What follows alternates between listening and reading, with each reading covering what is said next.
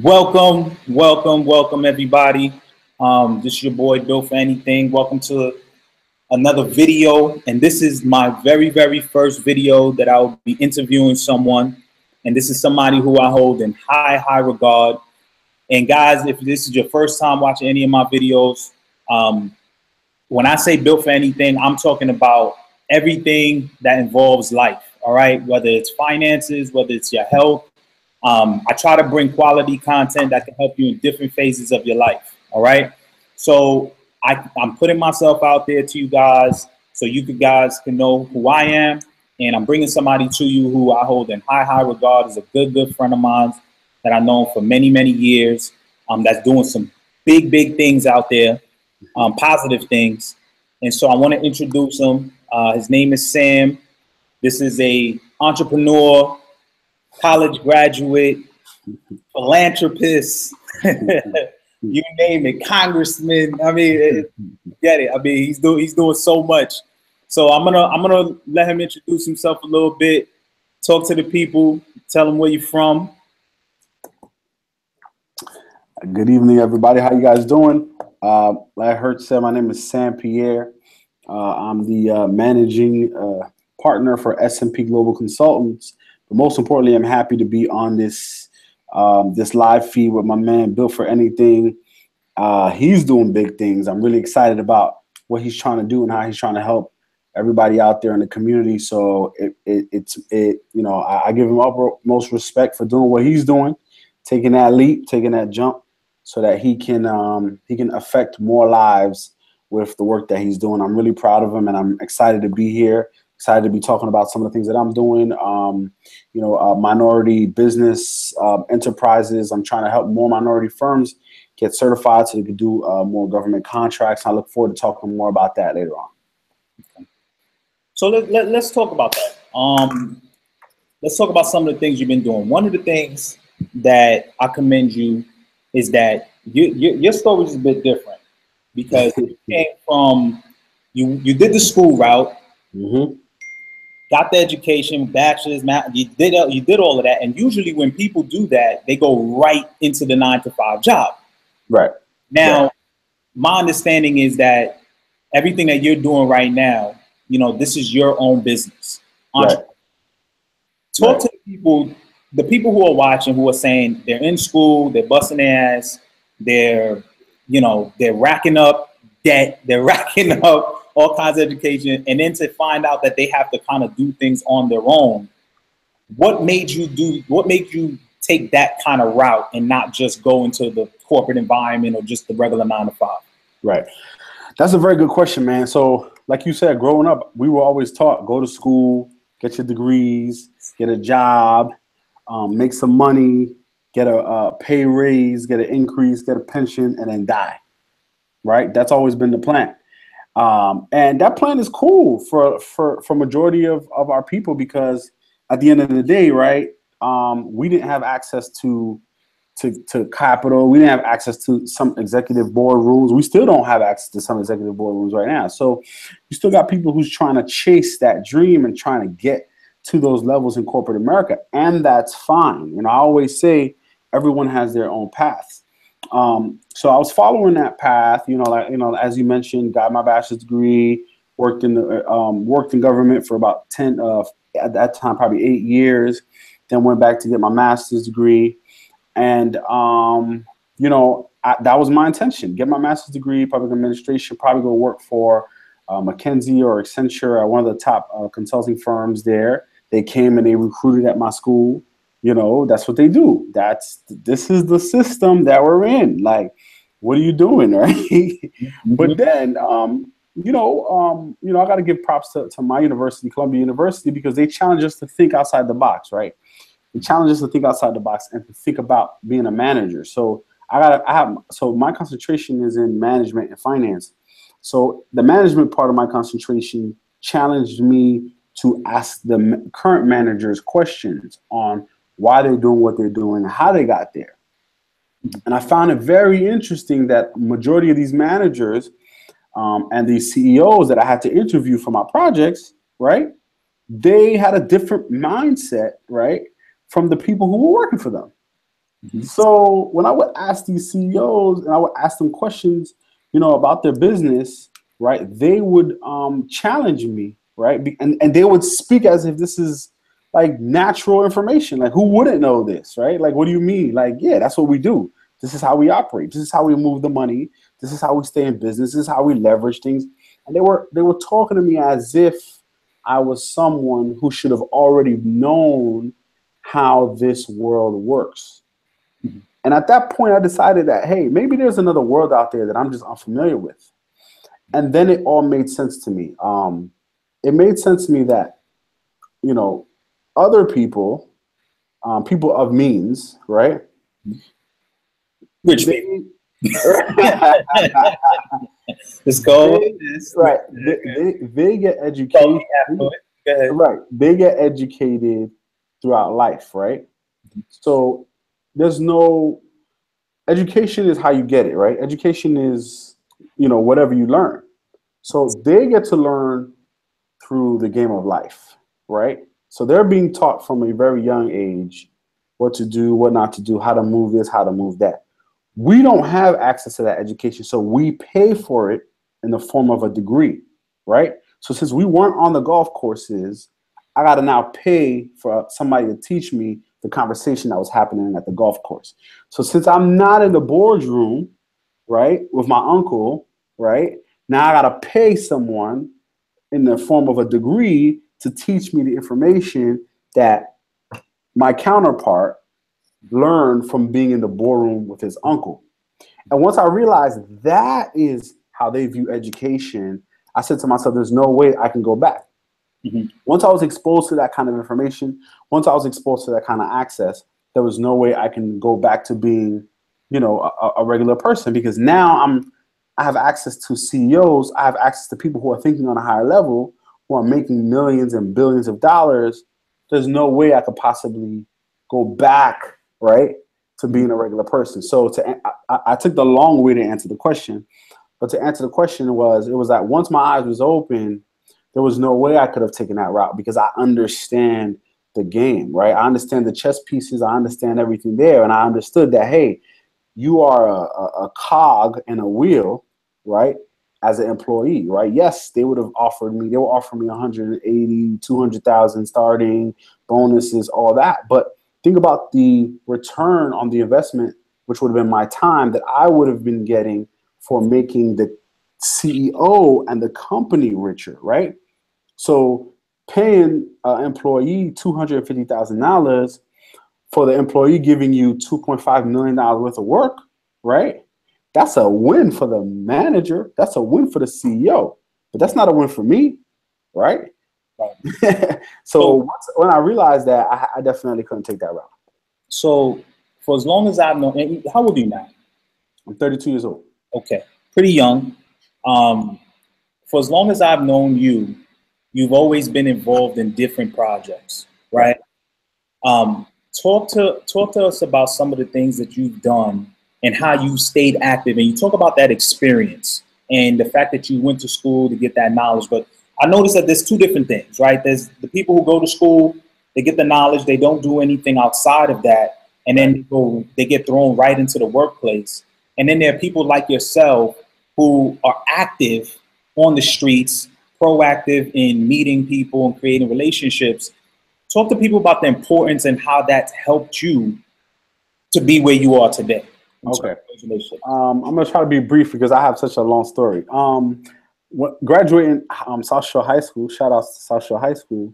I jumped right into becoming a teller at a bank, right? Which I think was where the foundations of understanding people, relationships and sales, right? I think that gave me a great foundation to understand. Like one of my branch managers, I'll never forget her, rest in peace, Laverne Jackson. She told me, if you could sell, you'll always eat. And that was one of the lessons that stuck with me forever. So I understood that sales didn't just necessarily mean I'm selling you this pen or I'm selling you this. I may be selling you an idea. I may be selling you a service. I may be selling you a relationship. But at the end of the day, I'm always selling. So sales has always been one of the things that are important. And then when I went on to St. John's taught me that this world is all about sales and or service. So if you're not selling, you're servicing someone.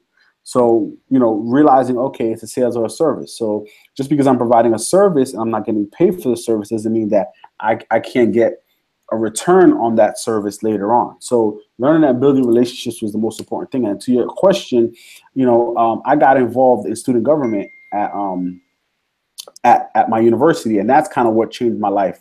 And that taught me to think about things in a larger way. So I always thought about things larger. And, you know, I was always interested in who's controlling the money, the budgets, who's making decisions, you know, why are things the way they are? I always wanted to ask these questions, and I challenge everybody to always ask questions. And that's kind of what brought me to a place where I do a lot of volunteering. I'm very involved in nonprofits. Because I understand that there's a big picture in this whole thing. And I always tell people, you got to ask questions and find out who's making the decisions. You shouldn't just stop at a red light just because you're stopping at a red light. Who decided to put the red light here? Has anybody thought about that? And what if they don't want to put the red light here anymore? Well, can the red light be taken out? Well, where would I go? Who would be the person to talk to take this red light out or the stop sign out? So I was always interested in finding out who the powers that be were. And that's what kept me going. I want to talk to you about mentors because I'm really big on that. I believe that every young person, if you're watching this video, you should have mentors. Talk to us about your mentors and also what I've seen being around you. I know that you mentor a lot of younger youth as well. Talk about the importance of that. Man, let me tell you, man, I always tell my mentees, right?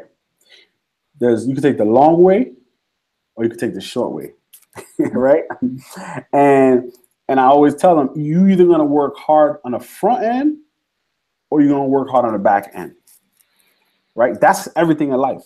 Everything in life is easy. It's either you're going to work hard in the front and enjoy the back, or you're going to do it. You're going to have it easy in the front, right? And it's going to be hard in the back. So when it comes to mentorship and mentors make it easier for you in the front, right? Because they are going to help guide you, right? So that you don't have to work harder on the back end. I was very lucky to have a mentor for every sector that I was interested in. You mentioned that I'm involved in a lot of different things, which is true. So I have a nonprofit mentor for the nonprofit work that I do. I have a political mentor for the political work that I do. And then I have a business mentor for the business work that I do. So I'm involved in those three sectors. So I have a mentor for each sector, and all these mentors have been able to open doors for me and make phone calls for me and make things easier for me so that in the front end, so that life could be easy for me in the back end. So even with my mentees, I tell them all the time too, you know, you can try to do it by yourself, or you can ask your mentor, hey, do you have a relationship in Dallas, Texas? I'm going to Texas. I don't know nobody there. Do you happen to know anybody there that can make my life easier, right? Or you don't have to ask me. Or, or you can just go there by yourself, pay for cabs, right, to take you where you gotta go, and you're gonna make your life harder. Or you can talk to somebody and they can say, hey, I have a friend who's in Dallas, Texas. Maybe they can connect with you. Maybe they can make your experience a little bit easier. And that's what it is, man. To answer your questions, mentors, they make it easier for you in the front end so you don't have to work that hard on the back end. And I think it's very important, and everybody should have a mentor. And I want to take it a step further. You should have a mentor for everything that you're doing. I agree. I want to talk about the businesses that you got, that you have in place, and what are the goals for those things, right? Let's start with on the political side, right? Some of the things you're trying to do within the communities. Right. Tell us about that, and then we'll transition to some of the other stuff as well. So I got involved in politics at a very young age, 18. And it's crazy when I say things like I got close to 15 years of political experience under my belt, and I'm only 32 years old. But it's crazy. So going back to mentors, one of my mentors, his name is Bernie Catcher, rest in peace. He taught me the game, really. So he was a district leader, and basically what that is that it's like for a whole area, they elect somebody to handle all of the political affairs for them. So they're like right under like a council member. And that's what he was. And he basically taught me how to organize, right? Because I had no clue how to organize. And it was a long process. It wasn't like a 5-day, 5 steps to, 2-week. No, this was a 5 to 7 year process of just being under him, learning, doing the grunt work, knocking on doors, getting petitions, being in the sun, and just understanding a lot of things. And I'm gonna be honest, I hated it in the beginning, right? Because when all my friends were working at their little jobs, making, $10, $11, $12 an hour, I was out there knocking on doors, trying to get people to sign petitions for the projects that we had. And I had to bring him 150 petitions every summer, and it was really, really hard. But he taught me the game. And, he taught it to me during a time where not a lot of minorities were being taught the game by old Jewish men. This is an old Jewish man who decided to teach a young black kid from Canarsie the game. And I learned it, and then I replicated the model. So to answer your question, now, I have 2 cousins right now who are literally the representatives in Brooklyn, New York, in the East Flatbush area. So my first cousin, her name is Rodnise Bishat. She's the assemblywoman for the whole Brooklyn College, from Brooklyn College to Prospect Park in Brooklyn, New York, that whole Flatbush area. She represents that whole area in the State House. So she is the state assemblywoman there, and she's the female district leader. Then I have my cousin Josh Pierre. He represents that same area, and he's a male district leader. And then we have a Democratic club called the Shirley Chisholm Democratic Club, which is one of the largest Democratic clubs right now in Flatbush, where we represent that whole area on the political landscape. And I'm a founding member of that club as well. So I managed both of their campaigns, kind of created the foundation, worked in the background to make sure that we can have representation. And it's important. My cousin's passing bills right now in the state of New York that are laws that are affecting people every single day. So that's very important, and that's the kind of work that I'm doing politically. See, I love that you said that, because I'm a big proponent of people understanding they gotta know the game. They gotta know how to work politics. You get a lot of people out there that are dissatisfied with things that are going on in their neighborhood. And I'm not against people that want to go out on the street and picket and all that other stuff, but they got to understand how the game works, right? If you really want to make change, you got to do it within your community first, right? And you got to do it through your legislators, through the people who are making the laws in the areas that directly affect you, right? What's going on in Nebraska has nothing to do with you. What's going on in other countries have nothing to do with you, good or bad. You always got to start with where are you now, and the people who are above you that are supposed to be representing you. What are your relationships with those people? Do you know who they are? Most people don't even know who those people are that you mentioned in that area. For sure. You got to understand that if you really want to make an impact, you really want to make a change, that you have to understand, you have to get into that type of politics. So, I commend you for doing that. Let's talk about, if I'm a kid, if I'm somebody out there and I'm watching this video and I'm saying, okay, went to Ivy League school, he's mentioning all these people in his family that's in politics. This guy is supposed to be where he's at. Tell me about the struggles. Tell me about the what you had to go through to get there. Talk about that. So you know how they say no pain, no gain, man? No pain, no gain. And it's funny, there was an interview that I read where when Jason Kidd, who was the coach of the Milwaukee Bucks, and they asked him, what did he tell his team when they was playing 46, 47 minutes? And he told them, listen, I know it hurts, but I need you to get used to the pain if you want to win, man. And that's the same message that I want to give to that young man. You got to get used to the pain, because it's going to hurt. And the hurt actually should be the fuel to make you want to move forward, man. I've been through so much adversity, right? Like I mentioned, here I am. I'm this little black kid. I'm moving around with an older Jewish male, right? And you got to understand, my mentor, when he brought me on, he was already 66, 67 years old. So being 66, 67 years old, when he was my age, at the time, 16, 17, racism was at its peak, right? He lived through a time where there was a white bathroom and a Negro bathroom, right? So his peers, think about his peers, think about his friends, right? Think about the people who he hung out with. they were all okay with the whites and the Negroes, right? I remember walking with him, going to meetings with him, and they were like, "Oh, you're bringing the blacks with you now?" Like they was literally calling me the blacks, and understanding that what he was trying to teach me and where I wanted to go was bigger than what was going on at the time and that adversity. And I had to learn to really stick it through, even when my emotions, when I wasn't in the mood, right? When they didn't understand my culture, when they were like, yo, who is this kid, right? The other people in politics who felt that they was first. Why is Sam able to move the way he's moving, right? We was in line first. He needs to wait. You know, usually people in politics, they got to wait 20, 30 years before they get a seat, man. And me and my family came in, 8 to 10 years, and now we have the whole East Flatbush, in our system. So there were so many adversities, right? Breakups, girlfriends, you're going through college and, crashing your car and your family not understanding why you out there every night. And you know what I'm saying? And your parents are like, what do you do for a living? And why are you always out in these meetings? And you shouldn't do this and you shouldn't do that. Getting sick because you're trying to please people, all of that, man. But if you ask LeBron James, if you ask Michael Jordan, if you ask, Kobe Bryant, they'll all tell you the same thing, man. It's gonna hurt, right? But the difference between the people who make it and don't make it is the people who use the pain to fuel them to get to the next level. So adversity, you get used to it. Adversity is going to be your best friend, right? Hurdles are going to come your way. And if your faith ain't strong and your mind ain't straight, then this ain't for you.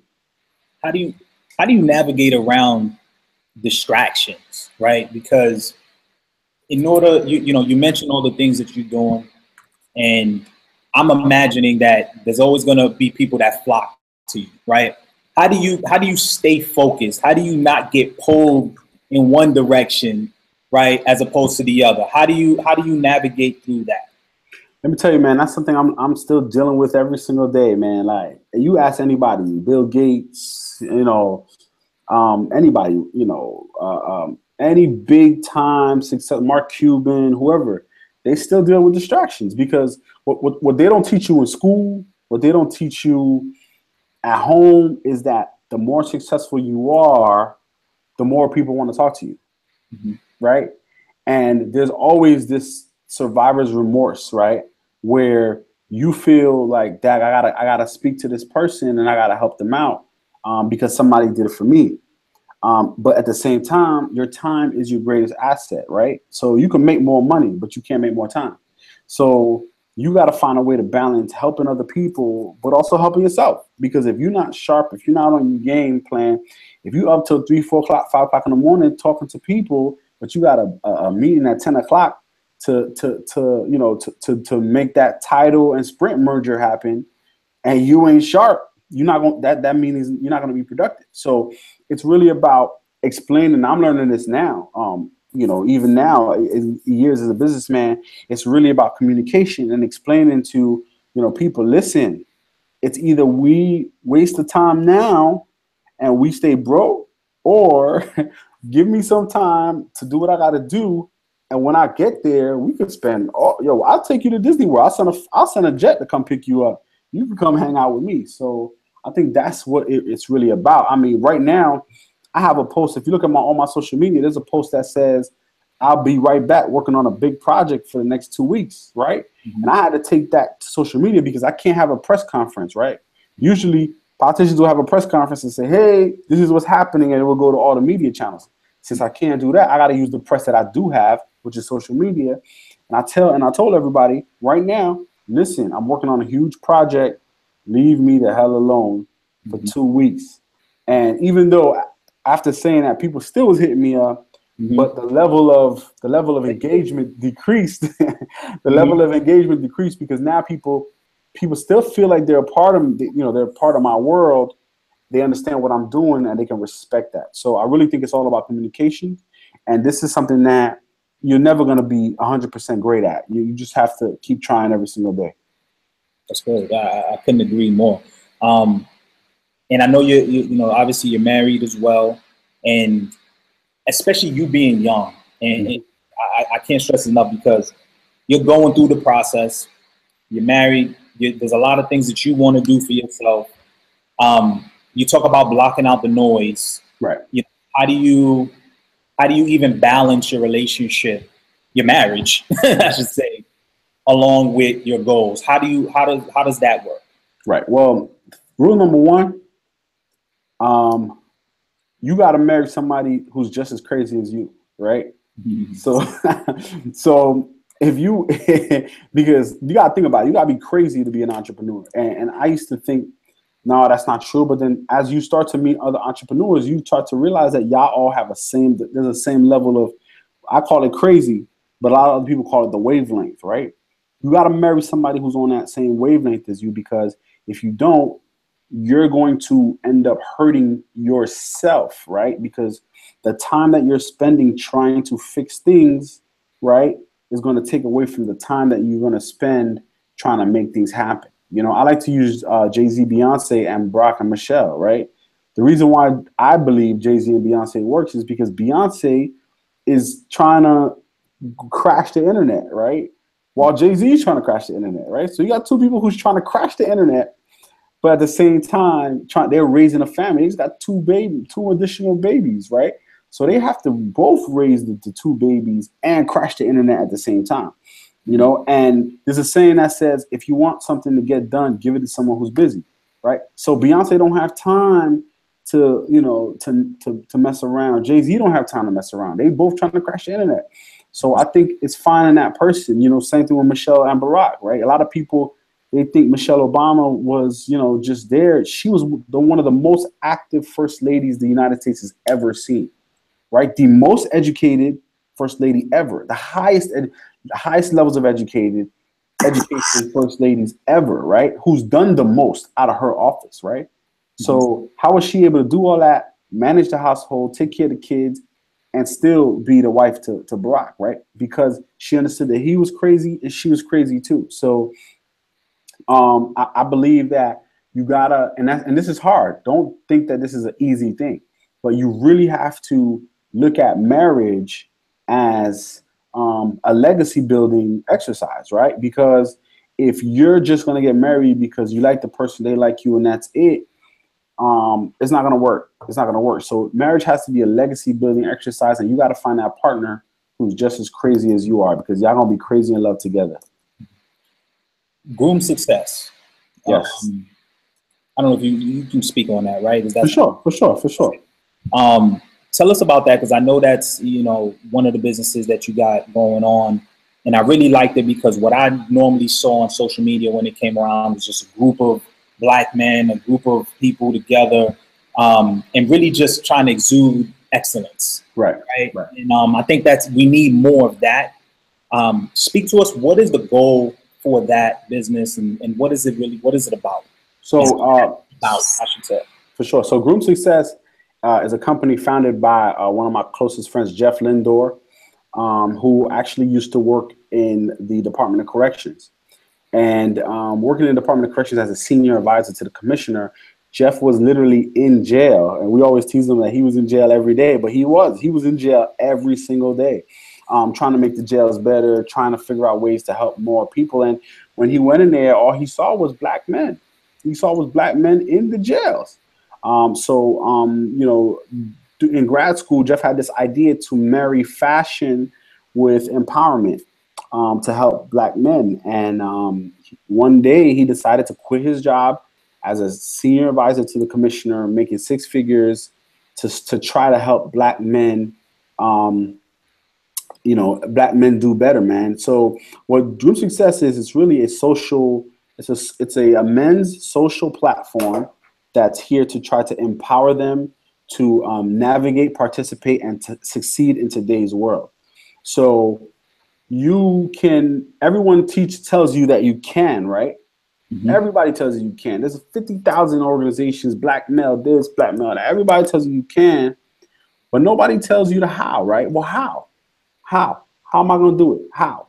So what we try to do is we try to provide the how. So through fashion, we lure the young men in, right? And then what we do is we connect them, going back to mentorship, with men that are doing it already.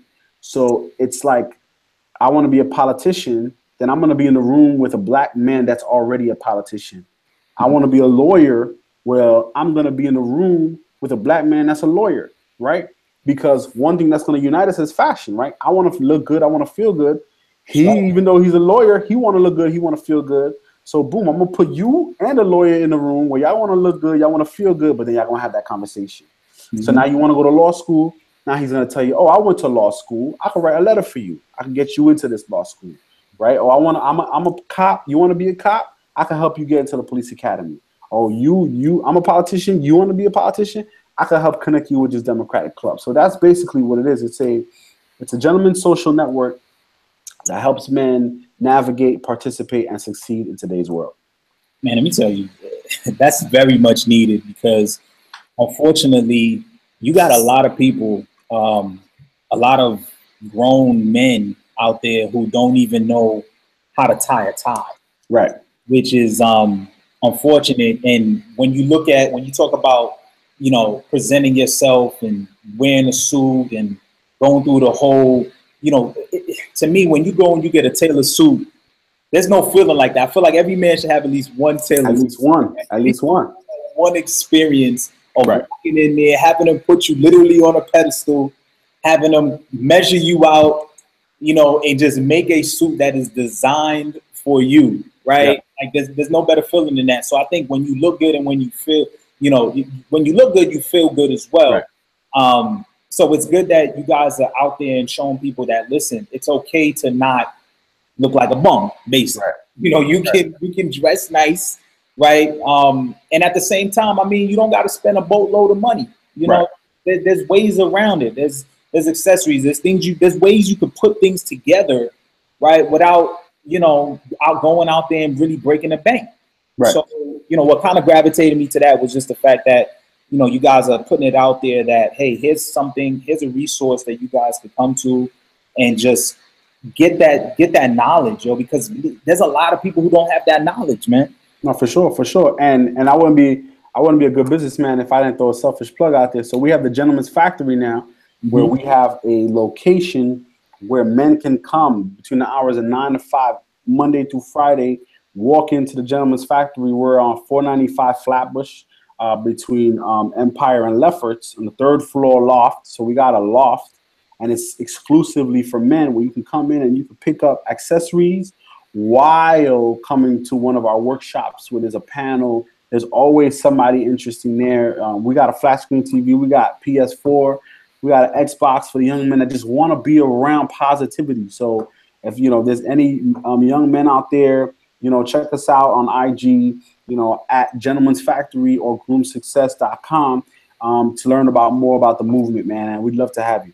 Mm-hmm.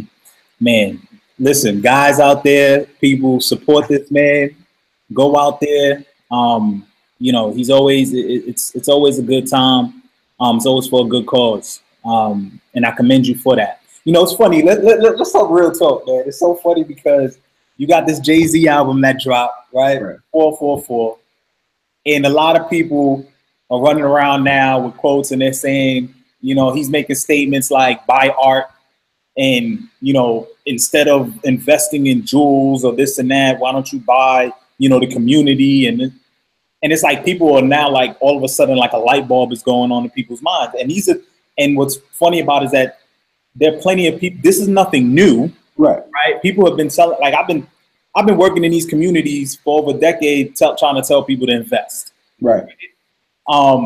You've been in the communities trying to help people to like, hey, why don't you do this? And it goes over their head. Right. It goes to show you that influence, right, is substantial, right? Sure. A person can say it, then it's like it's the gospel now all of a sudden, right? Right. And it's just funny to me in a way because you got people like yourself, like I said myself, where you're talking to people, and it goes to one end out the other, right? And then now you see somebody else do it. Right. But let's talk about businesses. Let's talk about being an entrepreneur. Now, people who've been following me, who've been watching my most recent videos, know I just recently left my job a couple days ago, a week or two ago, and I did that to pursue businesses, to pursue my passion in terms of helping people in a different capacity. And when you talked about Jeff, you said how he left a six-figure job to pursue what it is that was in his. I don't think people really understand the challenges around it. Like I'm still going through it. Like right. Whoa, like you would think one decision, like you read about these things, right? You hear it from other people that listen, you know, if you're gonna do this, you're gonna do that. There's gonna be people that's not gonna, you know, you're gonna have to have Teflon skin. You gotta be sure what you're doing.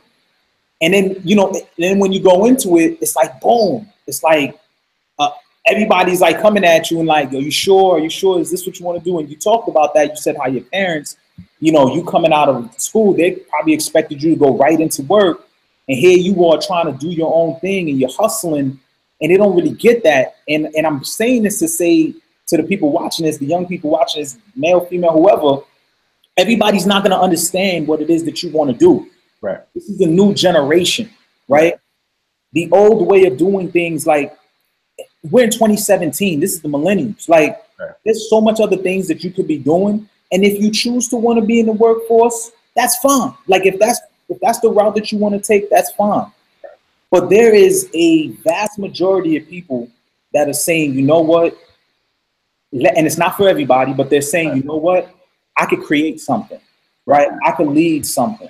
Right. You know, I could create something I could leave behind to my kids and their kids. And I can try to build something that I could be proud of, right? Like I remember saying that I read is that you either gonna work hard on your goals or you're gonna work hard on somebody else's goals. That's right. That's right. And so it's like it's gonna happen one way or the other, right? Either you're doing it for yourself primarily or you're doing it for somebody else, and in return, they're going to give you a residual of that, but you'll never get more than what you make. Right. Right. Like LeBron James put out a tweet the other day, right after Steph Curry's his contract. He got like a $201 million contract, right, for 5 years. And LeBron throws something out there. He's like, man, you know, he deserves 400. And he puts another tweet right after that. He says, why is there a salary cap anyway? You know, like. Right. And I was talking to my cousin, and I said, you know, here's the deal, though. The reason you're right, he is worth 400 million. He's probably worth 500 million. Right. Because of what he does, and the owner and the what he's doing for the franchise, they're getting billions of dollars on him. You're right. But why don't you go and start your own league if that's the case? Right. So they won't do that. You see what I'm saying? Right. Go and tell the rest of these basketball players, let's go and start our own league and we can pay ourselves. Right. They're going to look at you like they're crazy. They're going to say, nah, man, I'm good with 100 mil. I'm good over here. Right. So when you have the bosses, and that goes to show you, every basketball player is underpaid. Right. Sure. All of them. You see what I'm saying?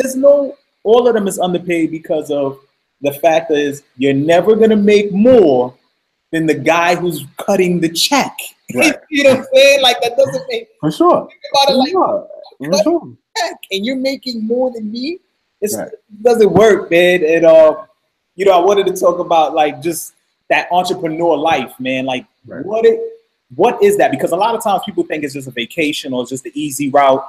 What is your lifestyle like? Like what is your daily routine like?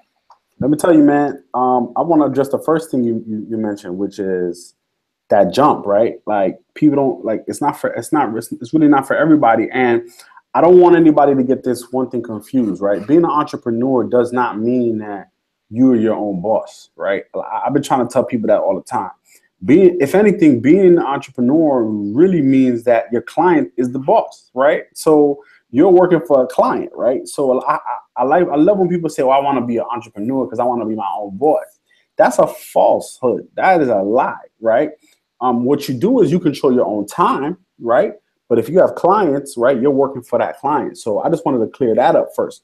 Number two, when you can control your own time, yes, you are your own boss because you control the most valuable asset, which is your time, right? So the time is what you're chasing. Having more free time to spend with your family, having more free time to think about new ideas so that you can implement them. And that is the goal of an entrepreneur. That is the entrepreneur's most important goal is to figure out a way to increase his revenue so that he can have much more time so he can come up with newer ideas. And these are the kind of things that you'll pick up and you'll learn as you go through the process. And that's why the process is so important, because there's no cookie cutter way to become successful. You know, I read an article yesterday where Bill Gates he memorized every single one of his employees' license plate numbers so he can know who was working late and who wasn't working late, right? Mm-hmm. That's the crazy that I was talking about, right? Because he needed to know, okay, is Hertz working? Okay, if Hertz is here and it's 9 o'clock, I need to go downstairs and talk to Hertz about X, Y, and Z. So he needed to go look outside the window to see if Hertz's car was there, because Hertz would think he's crazy to come up to him at 9 o'clock after Hertz has been there since 9 a.m. to be like, oh, Hertz, by the way, before you leave, can you do X, Y, and Z, right? So that's the level of crazy that I'm talking about that you have to have, right, to be an entrepreneur and to take this another level. So what comes with that crazy is lack of sleep, right?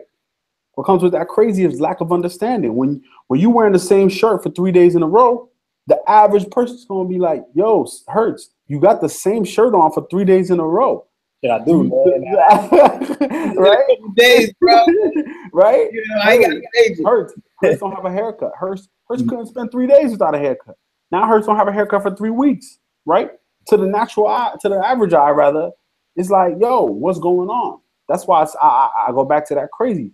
You don't know what Hertz got brewing, which is why Hertz even getting a haircut has to wait, because whatever he's working on right now, it got to get done right now. And one of the things I love about what JayZ said about the 444 is that he woke up at 4:44 in the morning, right? Mm-hmm.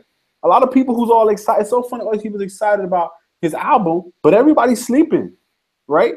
People's going to sleep. JayZ, who's worth $900 million right now because of that title and Sprint deal, is waking up at 4:44 in the morning to write lyrics for an album. Mm-hmm. Does JayZ need to wake up at 4:44 in the morning? No. But JayZ, who's worth $900 million, is waking up at 4:44 in the morning to work. And people are not willing to do that, right? But then they want to be like JayZ. And so that's what it is. It's like you got to measure yourself to see where, you know, how much you really want to do, right? How much of your goals do you really want to accomplish? And when you can do that, I feel like people need to do a self-assessment first before they do that jump, right? Because if you're not willing to do whatever it takes to reach your goal, then you should stay where you are. You shouldn't come in, you know. And that's my new thing. Like I talk to at least 6 to 8 business owners a week, and I always ask them specific questions. Well, you know, how serious are you about this? And they all say, yo, I'm so serious. Like, oh my God, I'm ready to go. X, Y, and Z. I'm like, all right, are you willing to sleep in your car? Hell yeah. Yeah, they ain't willing to do that. Yeah. Are you willing? If I give you an opportunity to make $2 million, are you willing to sell your house or live in your car so that you could pay X amount of dollars to make that $2 million in 6 months? Are you willing to do that? If the answer is no, please walk out right now. Because I'm not saying you got to go through that. But if you're not willing to mentally accept that, then you're not ready for this business. You're not ready for this world. And please stay at the job. Do all of us a favor. Mm-hmm. Stay at that job. Because if you're not willing to make those moves happen, then please do us a favor. I agree 1,000%. Mark Zuckerberg, you know, I saw something the other day, and he was talking about how he had people that was pressuring him to sell Facebook. You know, right when I guess, you know, things were starting to really peak, they were like, you should sell now. You should sell now. His like closest advisors, his closest people, managers that was like, look, if you don't sell it now, I'm out. Like threatening him like, yo, I'm gone. Like, you're going to regret this. You see what I'm saying? This is going to be the worst mistake you ever made. Like, you're going to regret this. And obviously he didn't sell it. And obviously those people don't work there anymore. Right. And he realized that was the toughest part. He says that was the toughest moment for him, was realizing that sometimes your vision is just going to exceed what it is that the people around you, and you're going to be put in a spot where you're going to have to choose between what it is that you see that may not be the case in the moment versus what someone else's expectations or somebody else's vision that's contrary to what it is that you believe, and this is coming from somebody that you trust. See, I always tell people, when somebody if you don't care about somebody's opinion, you'll never take it seriously. Right. But when it's coming from, you know, your mother, your father, whoever it is that you know, your best friend, your wife, your girlfriend, whoever, when it's come from somebody close to you, it stays in your head, and you gotta really know how to process that, and you gotta really stand firm. That's true. And you know, when I saw that interview and him say that, I was just like, damn, you know, he's looking at it like, well, he's super glad he didn't do it, but at the same time, he was willing to go down with the ship. Right. You see what I'm saying? Because it could have went the other way around. Right. And let me add something quick. Sometimes too, it's a matter of you having to forgive them, right? Like there's a scripture in the passage where Jesus says, "Forgive them, for they know not what they do," right?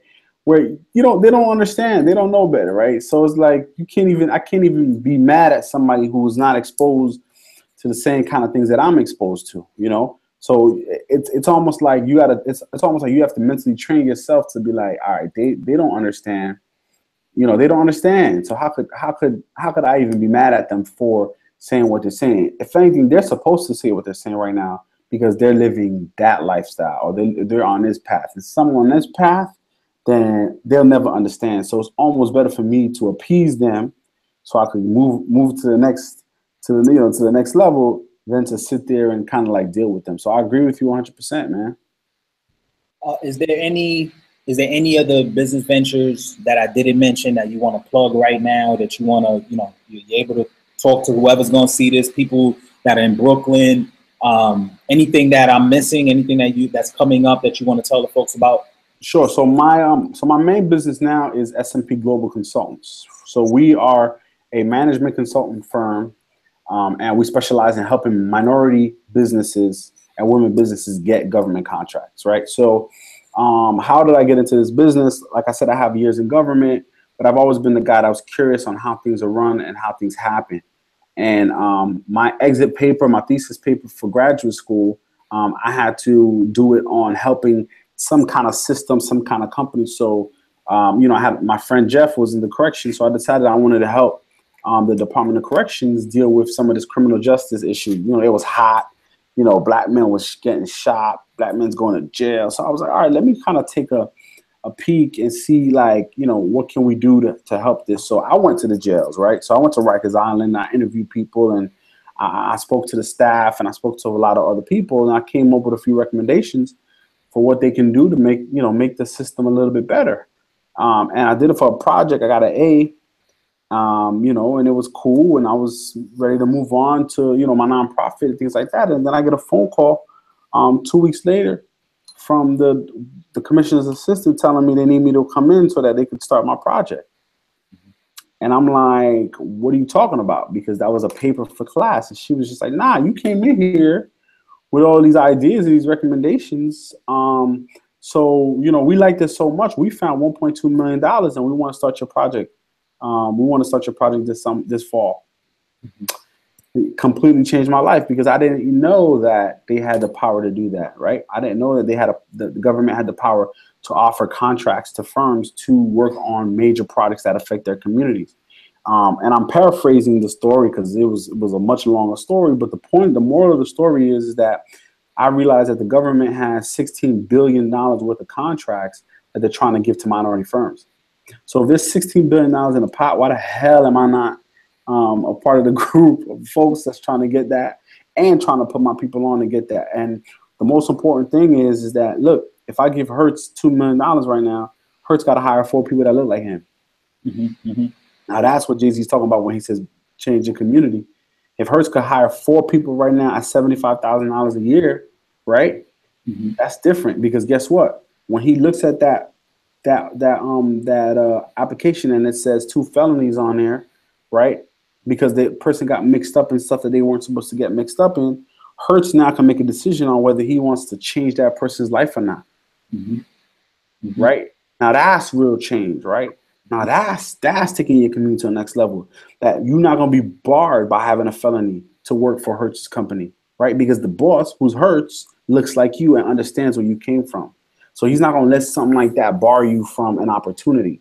And until we as a community can realize that we have to start creating our own opportunities so we can help our own people, we're going to be stuck in this rat race forever. So I decided to put my money where my mouth is. I started a management consulting firm where I help small businesses, minorities and women-owned businesses. I help them get government contracts. I help them try their best to win them. I teach them. I do workshops. I teach them how to position themselves so they could be, so that they can work with the government, get contracts, do better for themselves and their families, and, you know, make a little bit of money while I'm doing it. So that's my passion right now. I'm working on a few major projects where I'm going to be able to revitalize and change a few communities. And I'm really excited about it. If anybody wants to learn more about what I'm doing in my company or wants to attend the free sessions, please visit www.dobusinesswithnyc.com. That's my, thank you. Yep. Put the link in the description. Definitely. That's my website. DoBusinessWithNYC.com is straight to the point. You want to do business with NYC? Go to DoBusinessWithNYC.com to learn more about how you can do business with NYC. Hey, man. Thanks a lot, man. I appreciate you doing this. You know, I know that you're very busy and you took the time to get on here, man, and be the very first person that I interview. I appreciate that, man. We do this. We got to do this again. For sure. I definitely do appreciate it. And like I said, man, we go way, way back. You've seen my highs, my lows. I've seen your highs, your lows, man. And it's good that, you know, we're able to look back and be able to look forward, I should say, and see bigger and better things. And, you know, I value your friendship and I appreciate it. And I hope this video really does, you know, connect with a lot of the people out there, because, you know, my job, like I said, I just want to be able to bring to you guys the real life conversations, the real life routines, and what people are really going through to get to where they at, because it's not always going to be the easy route. Right. People have to find a way to get to where they're going, and you're doing that, and I'm trying to do that as well. And if you're somebody who's watching and is wondering, you know, how can I be better at this or be better at that, or if I can learn something from it, then that's great. You know, so we did our part, and that's really what we're trying to do here. So I definitely thank you for coming on here. For sure. Man, you gotta plug me into that to the what do you call it? The what's the other business? The certification, the contracts business? Nah, the damn, why just slipped my mind, man? The business, the one with Jeff. Oh, Group Success, for sure. Yes. You gotta give me a plug on there, man. I gotta come through, show you some support whenever you're doing there. I'll definitely be in New York. For sure. We're working on a big we normally do a gentleman's brunch every year. This year we're working on we're working our hardest to get our friend Stephen A. Smith to be the speaker, man, to come out and come out and talk to the guys, man.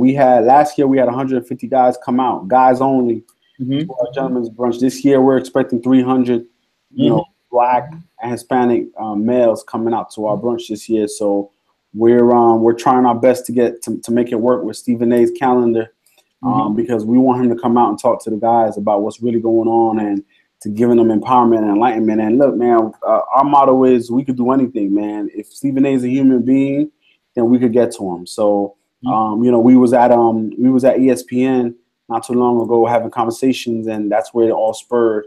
That's where it all came about, and they're looking to do a partnership with us as well. So, man, look, man, if a person got air in their lungs, we can reach them. So, hey, that's our attitude, and that's what we want to do. We want to bring the same what you're doing right now, Hurts. We're trying to bring the monsters out for the young men too, so they could reach them, they could know that they could touch them, that they reachable, and they could be just like them. So, I just want to thank you for what you're doing. I'm really, really proud. I'm really excited. I know how hard it is to do this, to jump out. A lot of people not going to understand, but keep doing these videos. Don't ever get discouraged. You know, everybody out there, like, please, you know, watch this guy, because 3 years from now, I don't want you to be one of those people who said, yeah, I used to watch him now, man. I could have called him, but, you know, I can't call him no more, but I still have his number. No. I want you to be one of those early believers so that, you know, that we could build with each other in the future. So shout out to Bill for anything on this one. I appreciate it, man. So that's it for this video, guys. I'm going to end it right here. Thank you for watching, everybody. Like I said, if you like this, please leave your comments down below. Hit that like button, subscribe, share it with your friends, share with anybody who could get some value from this, guys. And I thank you for watching. It's your boy Bill for Anything. Peace and love. I'll see you on the next one. I'm out.